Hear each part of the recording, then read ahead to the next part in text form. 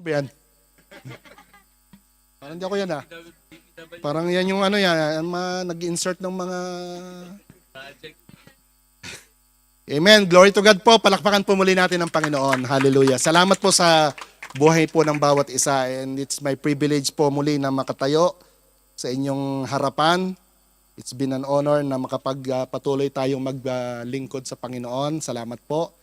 First time ko makarating dito sa inyong napakagandang lugar. Lovely, cute. Amen.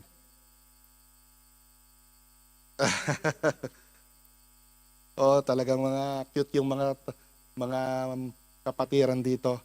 Amen. Agree kayo. Pag hindi, mahirap ang ano. So, isa pong maligayang Pasko sa bawat isa. Merry Christmas. So, sa mga inaanak ko dyan, hindi ko pa nabibigyan, hintay lang kayo.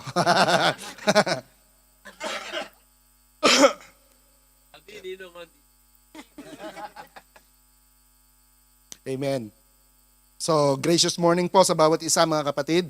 It's my honor na makapunta rito sa South kasi lagi akong nasa North. Kaya dito talaga ako actually nagsimula ng ministry in the South. No? Kasi taga rito kami. Nung wala pa nung panahon na yon doon.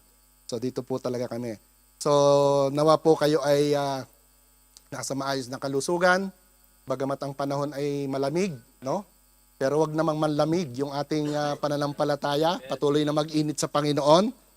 Dalangin ko po na in every way you are all prosper and enjoy good health and as your soul also prospers. Amen? So sabihin nyo naman sa katabi nyo, Merry Christmas. Baka hindi nyo pa nababate mula kanina pa. No, kahapon.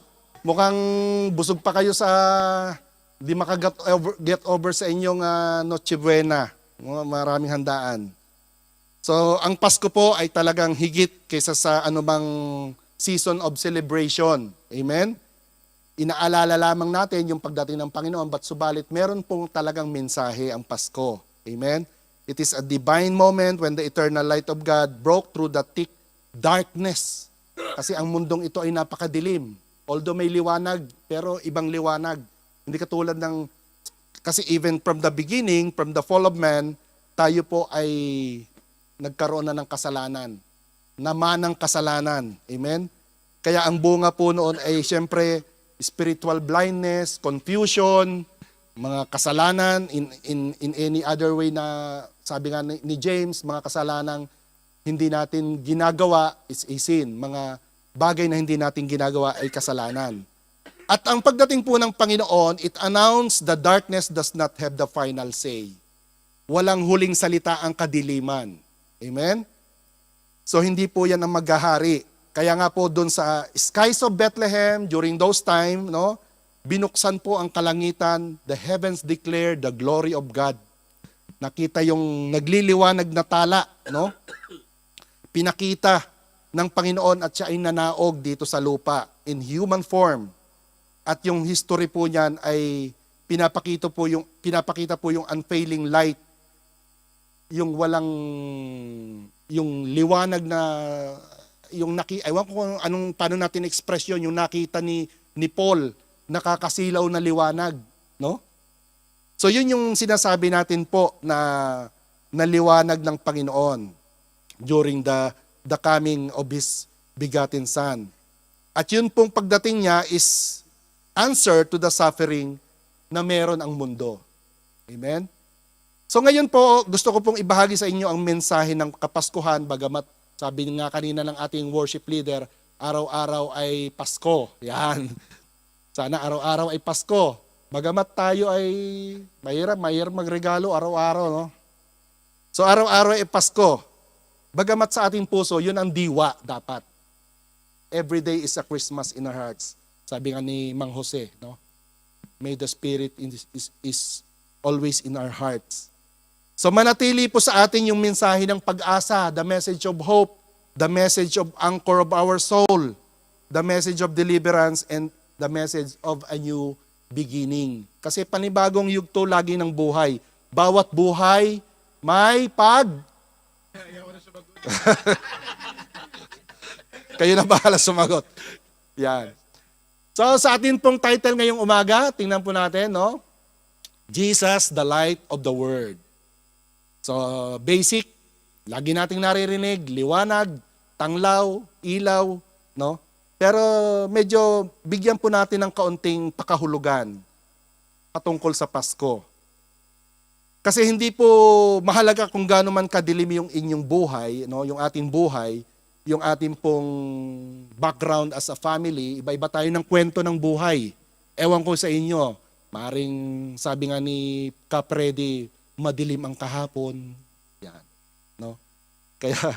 Kaya titingnan po natin, yung destination po natin may seem, the light of Christ has the power to restore, to revive. Yan po ang liwanag ni Kristo. May kapangyarihan para mag-restore, mag-revive, and mag-fully transform sa ating buhay. So, kumusta naman po tayo sa ating paglakad sa Panginoon? At ito po yung Pasko na sinasabi po natin. Christmas reminds us that light, pinapakita ng Pasko yung liwanag na yon. So, tingnan po natin kung bakit. Malikli lamang po yung aking mga points, ano? Number 1, Jesus is the light that dispels darkness. So, yung liwanag, come to think, itong lugar na ito kung walang ilaw, so baka hindi tayo magkakitaan, ano? So, Jesus is the light that dispels darkness. Yung pagdating po ng Panginoon sa atin, dito sa mundo, sa ating personal na buhay, no? Tinapos po nito or winakasan po nito yung spiritual darkness natin, no? Wala pong kapangyarihan or no way will darkness defeat the light.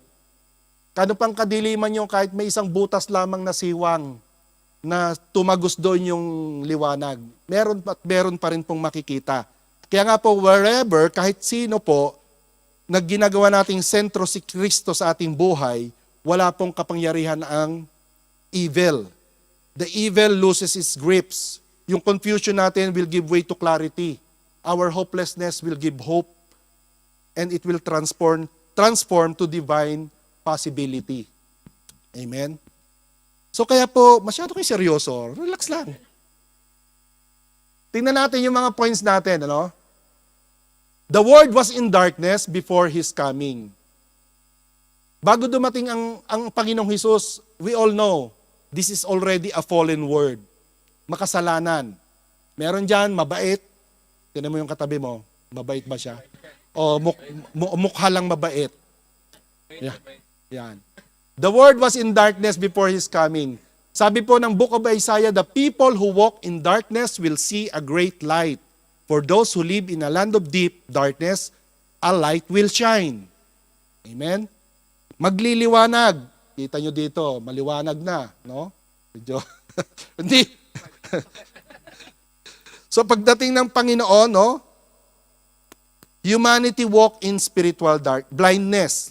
Aminado po tayo doon. We are all blind. We once lost. We once blind. Hanggang sa dumating ang liwanag ng Panginoon sa ating buhay. At nang dumating yon, ito na yung dala-dala ng Panginoong liwanag during the birth of our Lord. Kahit nga po sa creation, kung babalikan natin, ano? In the creation. Anong sabi ng Genesis? In the beginning. Beginning. No. The earth was without form and void and darkness. Puro kadiliman. Darkness was on the face of the deep. And the Spirit of God was hovering over the face of the waters. Anong unang nilikha ng Panginoon? Let there be light. Let there be light, and there was light, and God saw the light that it was good, and God divided the light from the darkness. So, nang magkaroon ng liwanag, inihiwalay niya yung liwanag sa kadiliman. So, dito, tatandaan po natin, meron ng separation, nagkahiwalay na, no? Kaya maliwanag po ang sinabi ng Isaiah. Lahat po tayo, blinded, binulag po tayo. The Word has been blindness. No? The people has been blindness of this Word. Kaya po, kung titingnan po natin yung ating buhay, lingunin po natin, no? Parang si asawa ni Lot, no? Di po si Sister Rhea yun, ha? Yung asawa ni Lot, sabi, wag kang lilingon. Lumingon siya. Ano nangyari? Naging pillar of salt. So kung lilingunin natin yung buhay natin nung unang panahon, ano yung buhay natin, di po ba nakakahiya sa Panginoon? It's too shameful. Lord, kung ipo-point ko one by one, nakakahiya po yung aking buhay. Stockholder po ako ng ABS-CBN. Ano yon? ABS-CBN, alak, babae, sugal, ABS na yon. What about the CBN? Ano pa yung ano mo? Club?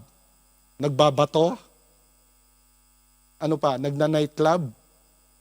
Name the vices na meron ka. Yon, member ka nun. At isa po ako doon. No? Mga shareholders tayo ng ABS-CBN. Pero nagsara na yung ABS-CBN. Pati sa ating buhay nagsara. No? Nung makakilala tayo sa Panginoon.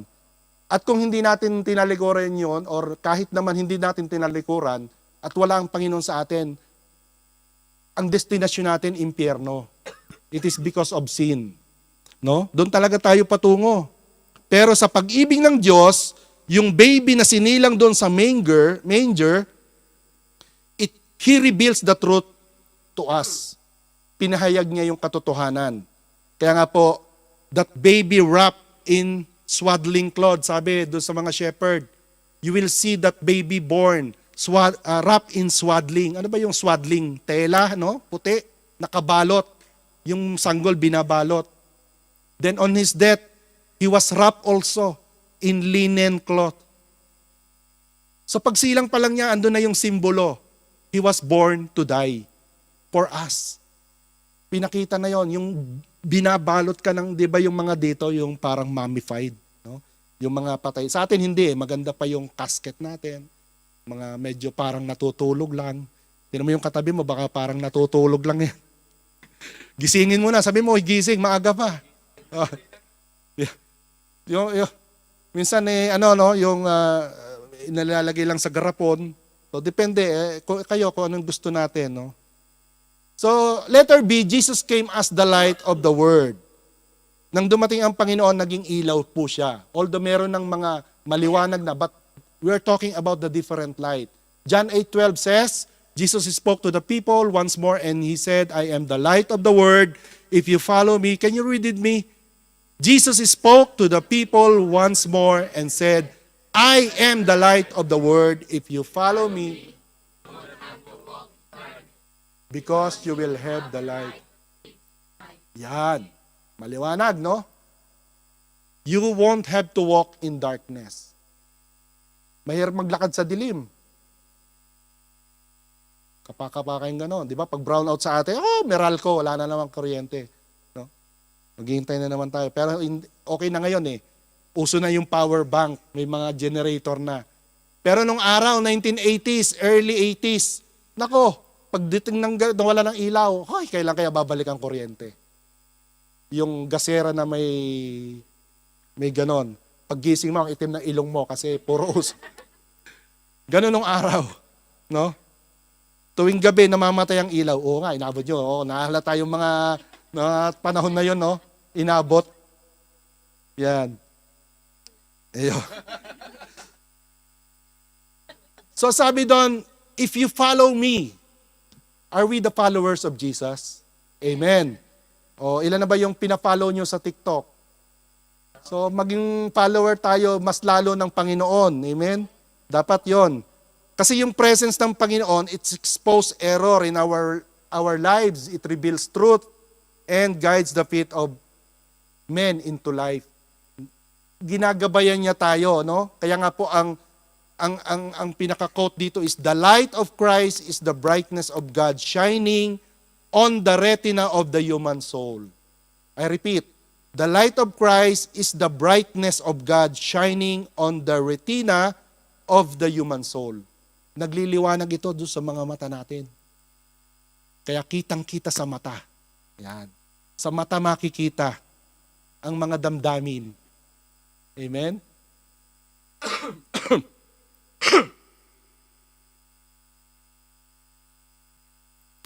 Letter C, darkness cannot resist His light. Hindi kayang gapiin ng kadiliman ang kanyang liwanag. John 1:5 says, the light shines in the darkness and the darkness can never extinguish it. Yan. Wala pong kapangyarihan ng demonyo or ng sino man or ng oppression ang kayang mag-overpower sa illumination of Jesus Christ. It will illuminate, no? Binigyan niya po tayo ng kapangyarihan, a dynamite power, dunamis. Alam na alam po natin, the power of the Holy Spirit. Pero dapat alam natin gamitin. Amen? Okay, meron yan sa'yo, you are equipped. But how you will use it? How you will apply it? Through how? Of course, by the manual of life. Ano ba yung manual of life natin? Bible, amen. B-I-B-L-E, basic instruction before leaving earth. No? Yan ang sinasabi ng Psalm 119:105. Your word is a lamp to guide my feet and a light for my path. It brings direction and clarity. Kung hindi ka nagbabasa ng Biblia, how you will know? Amen? Yung mga salita ng Panginoon. Yan po yung ating guide, yan yung ating compass, our GPS. Ngayon po, malapit na, ilan na lang, 5 days before 2026. Kamusta naman ang inyong 365 days of reading Bible? Amen? Tapos na, advance. Yan. Ano bang guide nyo? Yan. Kasi nung last year, meron kaming pattern challenge na partners. No? Nag-ano kami, bigayan ng partner kung sino yung babae sa babae, syempre, lalaki sa lalaki. Then it is a commitment. Pag ang isa ay hindi nakakapagbasa, he will reminded by his or her partner. So praise God, may mga nakatapos din naman at meron pa rin hindi nagkapaalalahanan yata. But more chance of winning pag ikaw ay merong kasabay, ka-partner. Kaya po maganda. Pero this year we use the LCMI pattern of reading. Yan. And praise God, matatapos na rin. Hallelujah. So ang Panginoon po ay nagre-remind sa atin through His Word, through that Bible reading. So wag po natin kalimutan because His Word and presence guide us out of confusion and into divine purpose. Amen? Yan po yung salita niya. Kaya po wag natin kaligtaan. Number 2, Christ brings light to the broken and hopeless. Nagbibigay ang Diyos ng liwanag sa mga broken at yung mga walang pag-asa. Yan po ang assurance ng Panginoon ngayong Kapaskuhan na wala pong sitwasyon ang madilim para sa atin para hindi siya mag-intervene. Ang Panginoon po, no? Dumating siya, He came for those living in brokenness. Sino po ba dito yung mga sinasabi nating in pain? Sino po ba yung mga in bondage sa atin dito? No? In despair. Maaring sa mga ngiti ng inyong labi, but deep inside meron kayong dinadala. Parang may lungkot sa inyong mga mata at kay bigat ng inyong mga dinadala. Ha? Kaya tingnan po natin, no? Siya ang Panginoon, siya yung liwanag. Dumating siya rito to give hope to the hopeless, to give light in the darkness, and to give peace to the restless. Amen? Kaya po, God notices those living in darkness. Kilala tayo ng Panginoon. Walang maililihim sa Panginoon. Kaya nga kahit yung buhok mo hindi mo kayang bilangin, alam yan ng Panginoon. Kilala niya. Yan. So alam po ng Panginoon. Yung mga tutubo pa lang dyan, alam na naman. So wala kang excuse. Yan. All of us having our own cross to carry. May kanya-kanya tayong cross ng Kalbaryo na dala-dala. Amen? Hindi ko po alam ang inyong daladalahin. No? Maaring yan ay trabaho, maaring visa, maaring love life. No? Yan. Mga problema sa love life. Sabi ng Isaiah 61:2, Arise, Jerusalem, let your light shine for all to see. For the glory of the Lord rises to shine on you. Darkness are as black as night covers all the nations of the earth, but the glory of the Lord rises and appears over you. Sa iyo. To you. Sa iyo nagliliwanag. Amen? Inabot niya tayo. Iniangat niya tayo. No? para makita natin yung liwanag, to overshadow yung darkness sa ating buhay. Kaya minsan, pag tayo'y nalulungkot, daanin mo sa awit. Awitan mo ang Panginoon. Sabi nga, sing a psalm, sing a song of praise. Magpuri ka sa Panginoon kung katulad ng ikaw ay down na down. Trouble ba ang iyong kaluluwa, ang iyong espiritu? Awitan mo ang Panginoon. O soul, are you weary and troubled? No light in the darkness you see. Siguro alam niyo nung mga classic dito. Yan.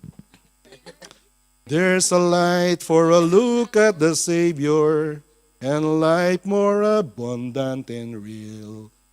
Free, yan. Turn your eyes upon Jesus, look full in His wonderful face, and the things of earth will grow strangely dim in the light of His glory and grace. Magdidilim yung anumang daladalahin mo sa buhay kung nakapokus ka sa Panginoon. Amen? The light, magliliwanag.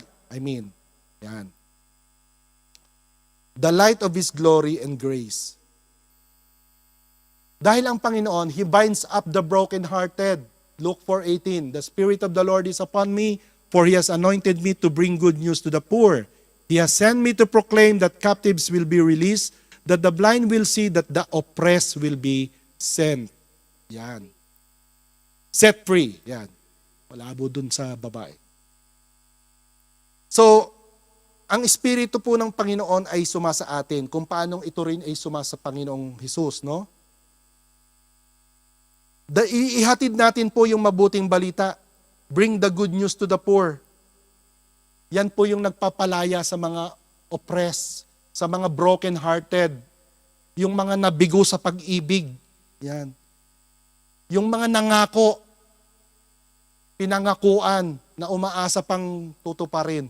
No?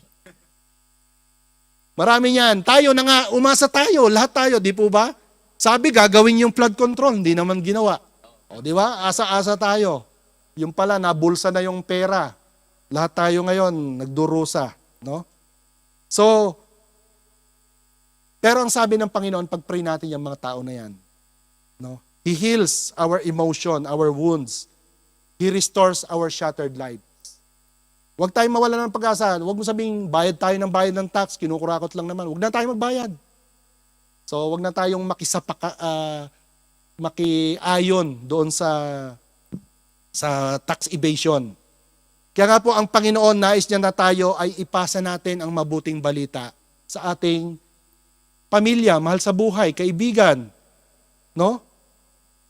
Napakahalaga po noon, before it's too late. Nung isang araw lamang, 23, date, may isa pong kapatiran, nagtatanong, pwede bang ipag-pray, dalhin sa simbahan or whatever, yung isang taong namatay na nagbigti? Sabi ko, ay, paano pa pagpe-pray yung patay na? No? So, hindi na pinagpe-pray ang patay, ang buhay ang pinagpe-pray. Yung mga naulila for the comfort. Kaya napakahalaga na bago siya bawian ng buhay, na buhay na hiram, may hayag natin yung kabutihan, no?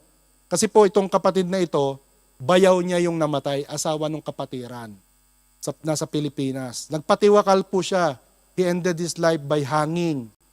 Magpapasko pa naman. Depression. May mga, siguro, sabi ko nga po, yan po ang mahirap pag walang Panginoon sa puso. Yan ang mga pumapasok sa isipan. Kumuha ng lubid, tinali, then nagbigti. No? Okay sana kung sa puno ng kamatis, no? Para may chance pang mabuhay. Pero kidding aside, talagang importante po na talagang, if you remember, may isa tayong kapatiran dito noon sa South. Kapatid niyan sa Pilipinas, uminom naman ng muriatic acid. Ewan kung kilala niyo yun. Oh. May natatandaan niyo yun. Pero huli na ang lahat. Nabuhay man siya medyo, although nawala rin siya. No? So yun po minsan, kailangan meron po tayong gawin agad na immediate action. Umuwi tayo, nag-online tayo, let's share to them any verses, any scriptures to open the lights for them. No? Speak the name of Jesus. Napaka-urgent po na maihatid natin doon sa mga taong hindi pa nakakakilala. Kaya po, the Spirit of God is with us. Our God Emmanuel is with us. No? Inawit natin kanina. Kasi kung tinanggap natin ang Panginoon as a Lord and Savior, He is with us at tayo yung kanyang templo. Kaya tayo na ngayon yung templo na lumalakad at lumalapit sa mga taong hindi pa. Ayaw pa nilang sumama dito sa church. Ayaw nila mag-church, then yung church dalhin natin sa kanila. Tayo ang pupunta. Amen? So, letter C, His light restores joy and removes sorrow. Yung liwanag po niya, kung meron man tayong mga kalungkutan, ibinabalik niya po yung kagalakan. Let's read all together, please. Psalm 35, But His favor lasts a lifetime. But joy comes in the morning. Amen. Alam niyo, nakakantahin niyo? Oh. Yan. Trading your sorrow for the joy of the Lord. Kasi, tinanggal niya yung mga luha natin, pagtangis natin, no? Kinabukasan, masaya na tayo. Nagagalak na tayo sa Panginoon for His goodness. Kung nasaan po ang sentro, kung sino ang sentro ng ating buhay, siyempre ang Panginoon, heaviness is disappearing. Nawawala, no? Kaya po, wag po tayong magmukmuk. Tanggapin natin. Anyway, natanggap na naman natin ang Panginoon. Bagamat do sa mga tao pa na hindi pa nakakakilala, sabi ko nga po, kailangan nilang magkaroon ng second birth. Born to give the second birth. 2 beses tayong sinilang pero 1 beses lang tayo mamamatay. Masaklap dun sa mga hindi nakakilala, 1 beses silang sinilang, 2 beses silang mamamatay. Kaya let's do our part as a Christians. Amen? Commitment po natin yan. Ni-recite natin. Mission and vision. The fulfillment of the great by loving God and others. And yan. Strategy. And di pa, may pa isa pa yon. Win, connect, trade, and send. And multiply. May nadagdag na. Kanina lang madaling araw. May multiply kasi sinesend mo tapos hindi naman na bumalik. Okay, saan napunta yung sinend natin? Dapat mag-multiply yon. Amen? Magdagdag. Amen? Yan. Oh. Binago na. Amen. Praise the Lord. Nasaan ako? Wala na ako. So number 3. Christmas light reveals God's love and presence. Parwaniya, 11:00, kumakain na, ganitong oras. tapos na service. Hindi pa naman, okay lang.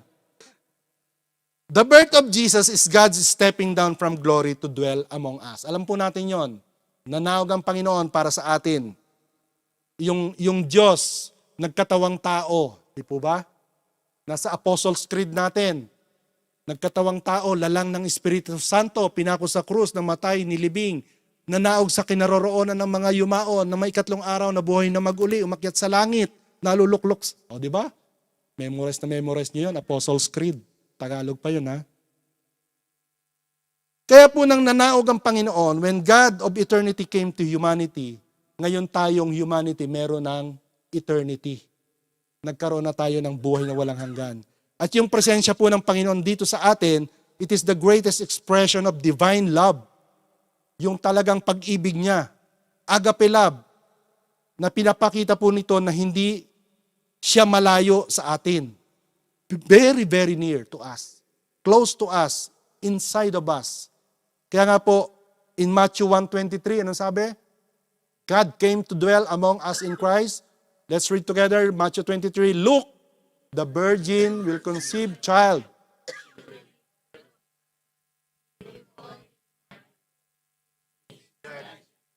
Yan.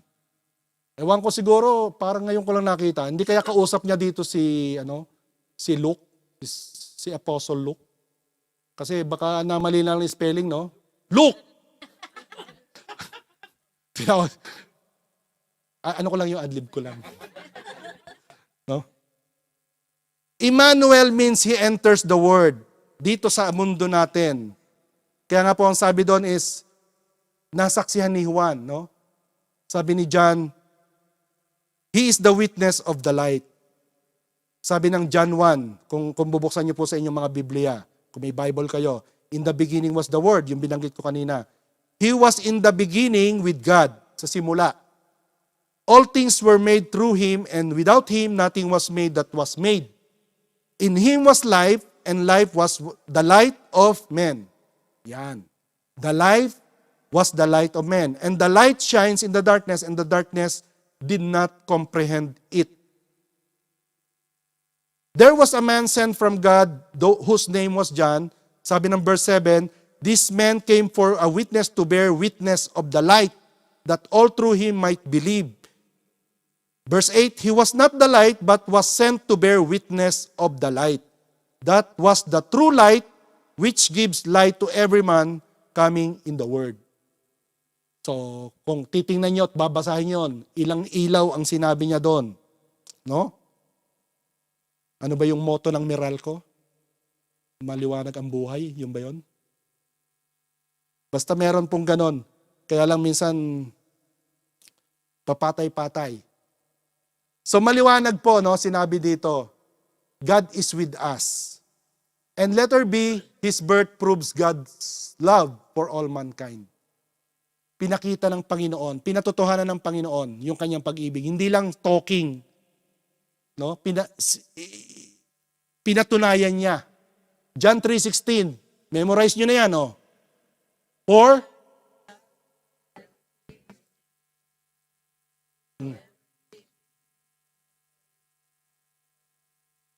Yun, salamat sa mga 5 nakaalala ng verse. Parang gutom na nga kayo, eh, no? Isa pa nga, John 3:16, yung may ano naman, kahit anong translation nyo. For God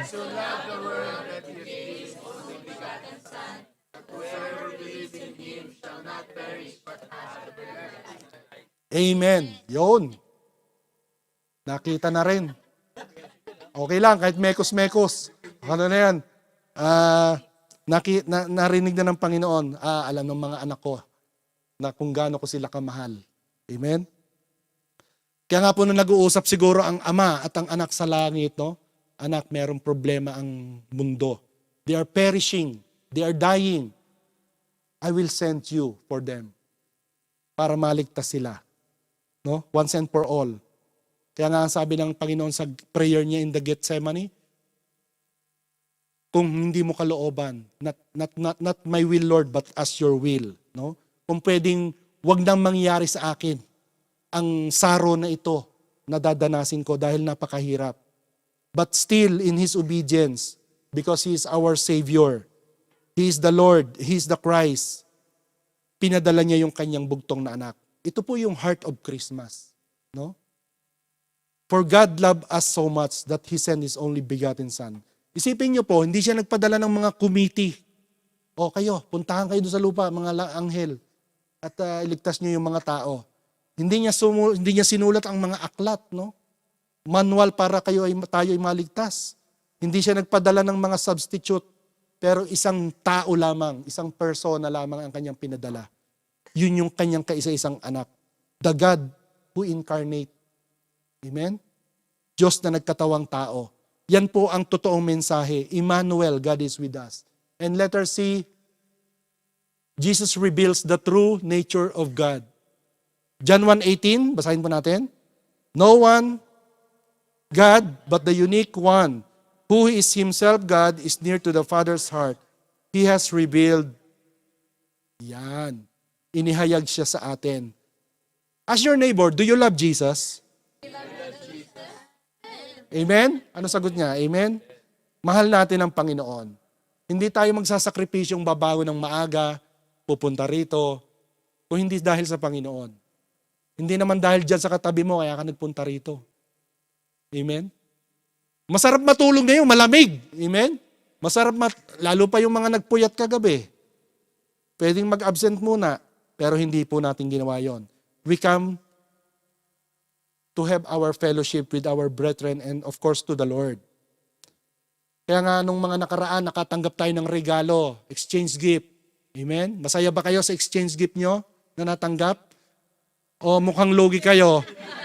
Bakang gusto nyong i-apela. Gusto nyo yung gayanin yung nanay doon sa Facebook na, ito lang natanggap ko.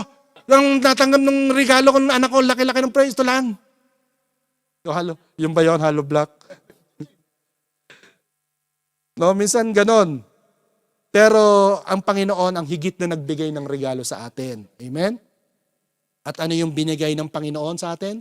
Kung mahal mo ang Panginoon, sabi niya sa 1 Corinthians 2:9, eye has not seen, nor ear has heard, nor have entered into the heart of men. No? The things which God has prepared to those who love Him. Kung mahal mo ang Panginoon, hindi mo pa aakalain or nakikita yung inihanda ng Panginoon para sa atin. Hindi pa nakita o narinig ng ating mga tenga. So sa Kanya po makikita natin yung compassion, yung mercy at yung truth. Kaya ganon kabuti ang Panginoon sa ating mga buhay. Amen? And letter D, His presence brings peace to troubled hearts. John 14:27, let's all read. I'm leaving you with a gift.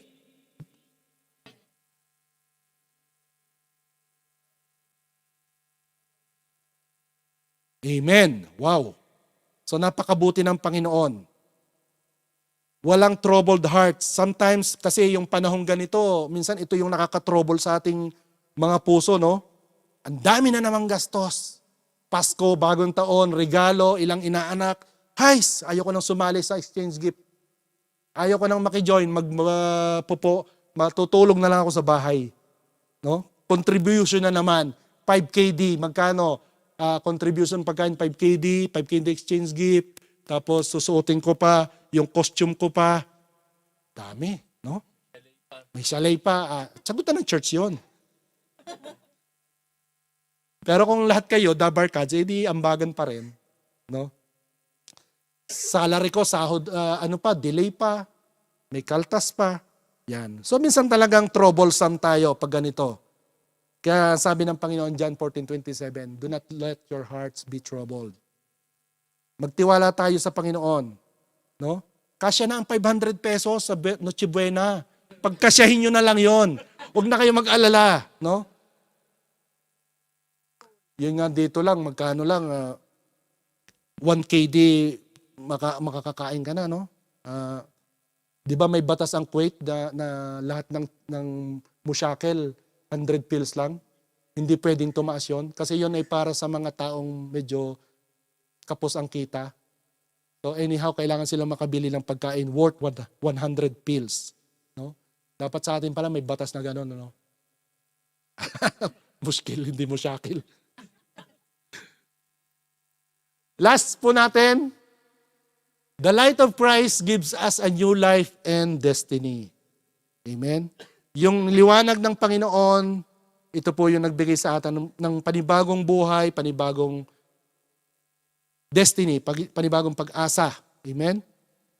So, ang Pasko po ay hindi lamang isang kwento na siguro naman narinig nyo na nakaraan, yung mga wise men, yung mga si Herod, no?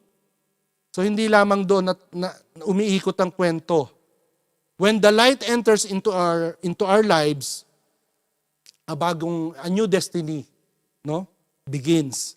May bago na tayo. We are directed na sa permanent home natin. Hindi ito yung tahanan natin. Meron tayo talagang tahanan na titirhan natin na pangmatagalan habang buhay.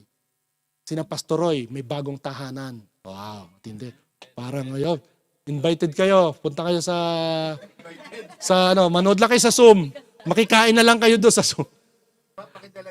Makita naman natin yung kanilang new home. Praise the Lord. Biyaya ng Panginoon. Yan. So, ganun po, no? May bago na tayong destiny. We have a new life. And the world is constantly trying to dim us. No? Gusto ng dyablo na hindi makita yung liwanag sa atin. Sabi ng dyablo, I don't want that light to be that bright. Hayaan mo na. Tinanggap mo na si Jesus sa puso mo. Tago mo na lang sa puso mo. Huwag mo nang ilabas. Okay na yan. You have to dim. No, lagyan mo ng shades para hindi makita. Kasi ayaw ng Diablo yon na tayo ay maging liwanag. Kaya nga sabi ng Bible sa atin, let our light shine that the world may see. No, yung liwanag sa atin. Pero sabihin mo sa Diablo, I'm not fool. Hindi ako katulad nung yung foolish virgin ng mga bride, no? Na habang sila naghihintay sa groom nila, patulog-tulog sa pansitan. Kaya tuloy dumating ang groom na wala na tuloy yung kanyang magiging husband to be, no? Amen ba mga naghahanap ng groom? Yung mga single moms single pa, no? Maghanap tayo, minsan mag-attitude din kayo katulad ni Ruth. Gagawa rin kayo ng paraan, no? Timo si Ruth, gumawa ng paraan, pasok siya sa tent ni Boaz. O di ba?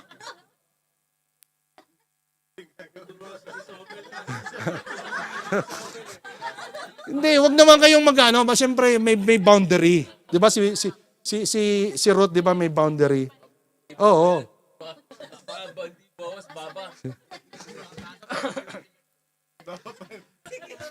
Kasi ibang Boaz pala 'yun. Bawas naman 'yun. Yung divine nature po ng ating Panginoon, it's meant to bring light into the dark place. Amen? And the divinity of God is meant to shine through us.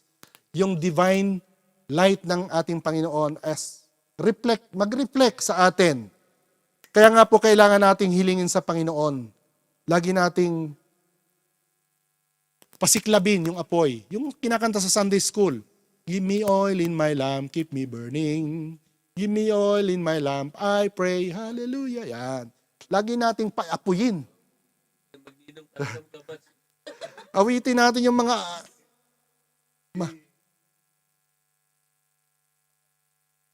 His light gives us power to become children of God. John 1:12, let's read together. But all who believe and accepted Him, He gave the right to become the children of God. Amen? Binigyan niya tayo ng karapatang maging anak ng Diyos. Binigyan niya tayo ng new identity, new nature, new future. Kaya nga po sabi ko kanina, kung lilingunin natin yung ating kahapon, napakadilim. Pero ngayon, tayo po ay nasa liwanag na. Alam na natin ngayon kung saan tayo patutungo. Amen? Alam na natin yung ating destinasyon. Ask your neighbor, do you know where you're going to? Baka hindi pa siya sigurado sa pupuntahan niya. Kinakanta nyo na naman. Kayo talaga. Mahilig kayong umawit. Dapat worship team kayo lahat. No? Galatians 2, maliwanag po sa atin. We have been crucified with Christ. It is no longer us we live, but Christ lives in me. The life I live. The life which I now live is in the flesh, I live by faith in the Son of God who loved me and gave Himself for me. Yon ang bago nating katatayuan sa buhay. So we have to be clear on that. No? Huwag nating kalilimutan yung mga pinanghahawakan nating mga salita ng Panginoon. Let there be light exposes sin and brings repentance. Amen? Light exposes sins and brings repentance. 1 John 1:7, basahin po natin. But if we are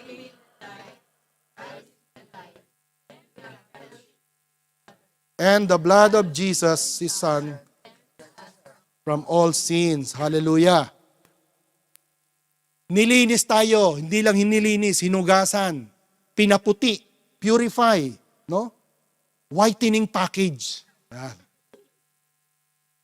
Tuwan-tuwa kayo pagka mga whitening package ng pampaputi. Kinula kayo, binanlawan pa, binilad, no? Yan po ang significant ng liwanag sa buhay natin tuwing Pasko. No? Jesus, the light of the world, He began to shine in the darkness of our lives. He is shining even in our darkest moment. Tandaan po natin, yung kasalanan, sin is something you do. Amen? Sin is something you do. Guilt is something that you feel. And the shame is something that you carry. Amen? Kaya po, because of the Word, dahil ang Panginoon nagkatawang tao, nag-reflect ngayon yung liwanag. We are not the light, but the light of Christ reflects on us. Yan po yung pinaka image na akin pong sinasabi. And letter C, I think this is my last. Light empower us to shine for others. Matthew 5:14 to 16. Let's read. You are the light of the world, like a city on a hilltop that cannot be hidden. No one lights a lamp and puts it under a basket. Instead, a lamp is placed on a stand where it gives light to everyone in the house. In the same way, let your good deeds shine out for all to see, so that everyone will praise your Heavenly Father. Amen? So maliwanag po, you are the light of the world. Ikaw, tayo. Sabi nga po doon, no one lights a lamp and then put it under the basket. Imagine niyo po itong mga ilaw na to, kung nasa baba nakalagay lahat, ano? Wala sa taas. Kaya dinisign yung mga ilaw nasa kisame, no? Para magswabog ng liwanag. Pero pag nasa baba yan, medyo garden feel. Nasa outdoor. Yan. So maliwanag po sa atin that the divine was meant to be inside of us. And Jesus Christ and the Spirit of God, hindi sila dito sa mundo. They created this world pero hindi po sila belongs dito. Inabot nila tayo dahil sa ating mga kasalanan because this world is in carnality and of sin. Bumaba or nanawag ang Panginoon, He brings something in heaven down to His earth. Sa mundong kanyang nilikha. Kaya nga darating ang panahon, this word also will fade, mawawala, no? But His word will remain, mananatili. And He was bringing something that is not found on this earth. Dala-dala ng Panginoon yung liwanag na yon na hindi natin makikita rito. Di ba ginamit po ng Panginoon si Mary? He was bringing the divine nature of God to Mary. So Mary also as a vessel. Mary is not God. Like katulad ng ibang group of people na sila ay lumuluhod at sumasamba at ginagamit nila si Mary as a mediator. Mary herself need a Savior. Because when Mary says, my soul magnifies the Lord, my heart rejoices in God my Savior. Imagine, sinabi ni Mary yon. Kaso na-twist na yung sinabi kasi doon. Aba, Ginoong Maria na, pupuno ka na ng grasya. Ang Panginoong Diyos ay sumasa iyo. Pinagpala ka sa babaeng lahat. Santa Maria, Ina ng Diyos, panalangin mo. So naiba, no? Na-twist. Kaya nga po nang sinabi ng anghel kay Mary, no? Sabi kay Mary, do not be afraid, Mary, for you have found favor with God. Yun ang sabi kay Mary. Ano sabi ni Mary? Let it be done unto me according to your word.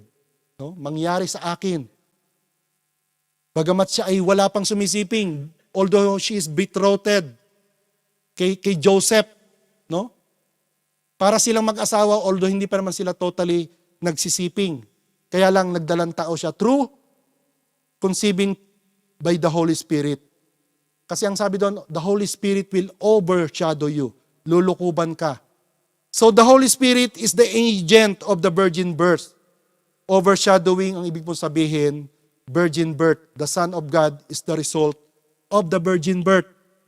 Kasi ngayon kung mangyayari yon, medyo malaking problema. Pag nabuntis ang isang babae na wala namang sumisiping. Medyo malaking iskandalo, no? Hindi kagaya noon. Although Mary also herself, baka kung hindi siya pinanagutan ni Joseph, malamang na-stone to death din siya. No po? Kaya nga po, without the virginal conception by the Holy Spirit, the Holy One of God will not be born. Hindi magkakaroon ng Jesus Christ kung wala pong pagkilos ang banal na spirito. That is the part of our Apostles' Creed. Maliwanag po sa atin. And this divinity is what makes a man live differently. Dito tayo ngayon naging iba kumpara sa iba. Nadi-differentiate. Amen? Meron tayong Santong Espiritu na hindi nawala ang iba. He came down to bring the divine nature inside of us and that not that we would merge, na hindi tayo, kaya nga sinabi po ng Romans, huwag tayong makiayon. sa takbo ng mundong ito. Kailangan mag-stand out tayo. Uy, kakaiba ka. Uy, parang unique ka. Tingnan mo yung katabi mo, unique yan. Kakaiba yan. Wala yang katulad. Kahit yung fingerprint yan, itap mo dun sa cellphone mo ng fingerprint. Hindi pare-pareho. Magkakaiba, unique. Yan ang kaibahan ng mga Kristiyano. Amen? Amen. Ang iniintay ng lahat. Ang conclusion. For our conclusion, ang Pasko po ay isang deklarasyon ng Panginoon sa atin na yung kadiliman has lost the dominion. Wala na pong kapangyarihan ng kasalanan. Wala nang greatest fear of men, yung kamatayan. Tayo medyo somehow takot pa or ayaw pa. Amen? Sinong gustong pumunta sa langit? Lahat tayo tatas ang kamay. Amen. Sinong gustong ayaw? Di ba? So sa reality talagang hindi masarap ang mabuhay. Kaya kung titingnan po natin, we love to live na mabuhay sa Panginoon, sabi nga, to live is Christ and to die is gain. No? Lahat tayo na shock sa pagkawala ni Pastora Connie, kabigla-bigla, within that short span ng timing, ginulat tayo. Pero ganun pa man, maging handa tayo. No one of us know kung kailan. No, maging ready tayo. Kaya special po ang pagdating ng Panginoon. Sinabi kanina, for unto us a child is born, a son is given. Kaya special po ang pagdating ng Panginoon. It is especially for you. Kayo ang recipient. Tayo ang recipient. He was born for us. Buti hindi tayo pinayaman ng Panginoon na sobrang yaman. Kasi kung mayaman tayo, wala na tayong oras siguro para makilala ang Panginoon. Amen? Katulad ng scribes, alam nila yung prophecy. Pero hindi nila sinunod yung nakasulat sa Micah chapter 5 verse 2 na sa Bethlehem isisilang ang tagapagligtas. No? Alam ni Herod. Maliit pa lang siya, alam niya na yung mga salita na ito. Kasi ang origin niya is from the tribes of Edomites or sa pamilya ni Iso. Pero hindi niya rin, kasi gusto niya laging siya lang ang hari. Dito sa bansang ito, kahit hindi Kristiyano, nagdidiwang. May mga Christmas tree. Punta kayo sa mall, ang daming Christmas tree. Sa mga mall, ang daming Christmas tree. Kahit hindi naman sila mga Christians, no?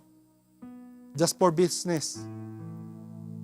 But the thing is, Jesus came for us, for you and for me. So kailangan maipaunawa natin, ano ba yung mensahe ng mga ganito? Mga ornaments na ito.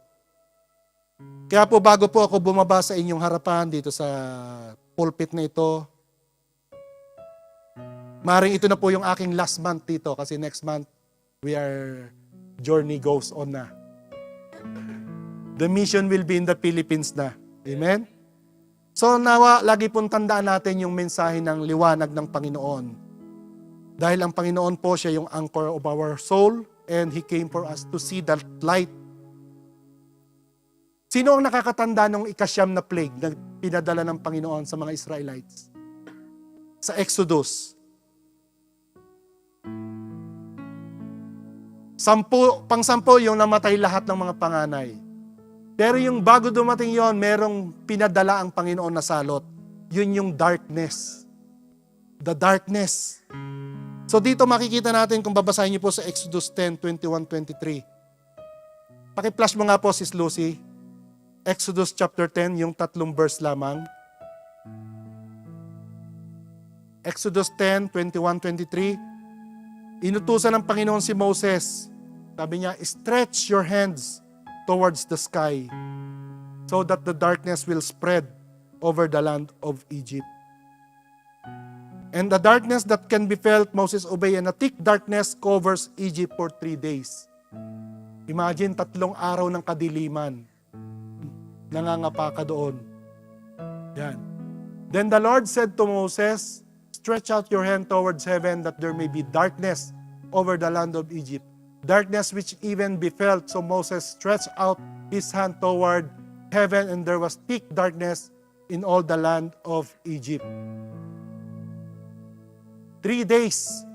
Asa na?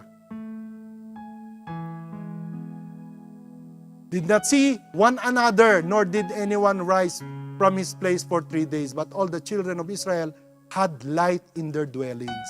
Amen? 3 days, nakaupo lang sila. Hindi, walang makita, madilim. Yun ang kaibahan. In the house of Egypt, dwellings, naging Egypt na tuloy. Dili man Bisaya. No? Maliwanag doon sa mga tahanan ng mga Israelita. Yun ang kaibahan ng Kristiyano sa mga hindi Kristiyano. Dapat nakikita sa atin yung liwanag, yung distinction between the Egyptians and the Israelites, between the Christians and the non-Christians. Amen? 2 Corinthians 4:6 says, balik po tayo sa slides, is Lucy. Is Lucy, naghanap yan ng ano ba? Ano mo, liwanag? O si Boaz? 2 Corinthians 4:6. Sabi na si Brother Eric, isa lang. Nag-isip tuloy ako eh. For God who said, let's shine out of darkness, made His light shine in our hearts to give us the light of the knowledge of God's glory displayed in the face of Christ. Amen? So gayahin nga natin yung Egypt, total darkness, pakipatayin natin yung ilaw. Yan. Sige, patayin natin pa dito, screen. Oo, para ano ba yung itsurang darkness na sinasabi doon? Paglabas dyan, baka may surprise, baka may happy birthday dyan, no? Sige, yaman pa tayo, okay lang. Mamamatay yung piano.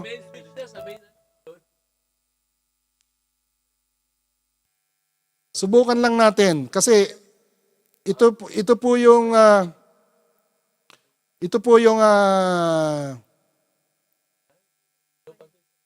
effects ng ating pinag-uusapan. To live in darkness. Yan. To live in darkness and to live in the light.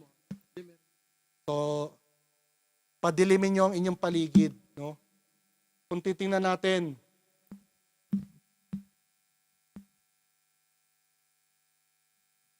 halimbawa, ganito kadilim. Biglang nagliwanag uli. Okay lang, kahit wala na akong microphone yan. So kung ganito na po kadilim, sa online, so sa online, sounds na lang po tayo. Wala tayong nag-power failure.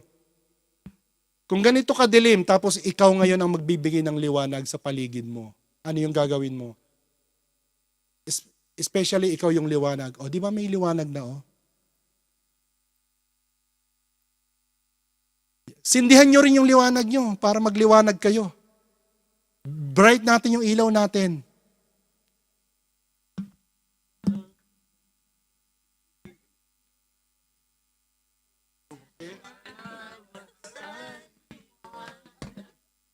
Yan, hindi tayo kakanta ng Star ng Pasko.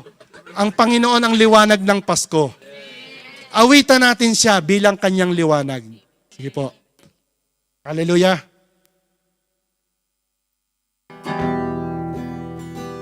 Tayo po'y tumayo at tumawid sa Panginoon.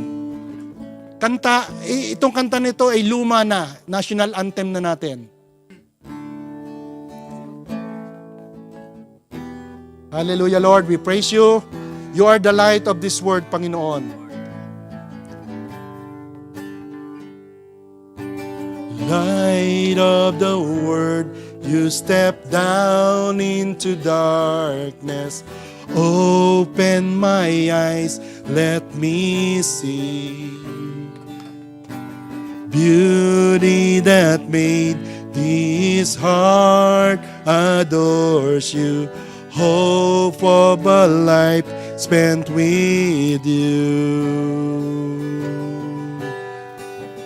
Here I am to worship, here I am to bow down, here I am to say that you're my God. You're altogether lovely, altogether worthy, altogether wonderful to me.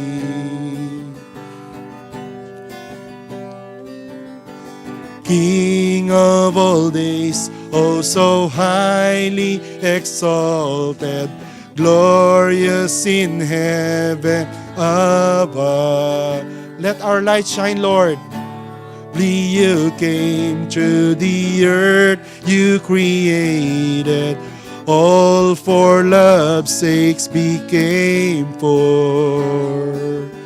Here I am, and here I am to worship, here I am to bow down, here I am to say that you're my God. You're altogether lovely, altogether worthy, altogether wonderful to me. Here I am to worship, here I am to bow down, here I am to say that you're my God. You're altogether lovely, altogether worthy, altogether wonderful to me. Hallelujah, Lord. Thank you, Jesus, Lord. Salamat, Panginoon, O Diyos, sa iyong liwanag, Panginoon, na ibinigay mo sa amin, Lord. Nawa magliwanag din, Panginoon, ang aming mga buhay habang naririto pa kami sa daigdig, Panginoon. Gamitin niyo, Panginoon, ang bawat tenga na nakarinig, Panginoon, ng mensahe mo ngayon, O Diyos, na ang Pasko ay hindi lamang basta isang araw ng pagdiriwang, kundi isang mensahe, Panginoon, ng iyong pagsilang, Panginoon, kung saan ang liwanag, Panginoon, ay nakita namin. Lord, maraming salamat, Panginoon, O God, sa buhay ng mga kapatid na naririto at sa mga kaluluwa pa, Panginoon, na dadalhin mo sa lugar na ito, Panginoon. Pagliwanagin mo ang lugar na ito, hindi lamang dito, maaring ang buong building na ito, Panginoon, ang mga kapitbahay namin, Panginoon. We are praying, Panginoon, for their lives, O God, na marinig din nila ang mabuting balita ng kaligtasan, Lord. Salamat, Panginoon, sa iyong mensahe ng Kapaskuhan, Lord. Pinapasalamatan namin kayo, Panginoon, sa pagbibigay mo ng iyong bugtong na anak upang kami ay magkaroon ng kaligtasan.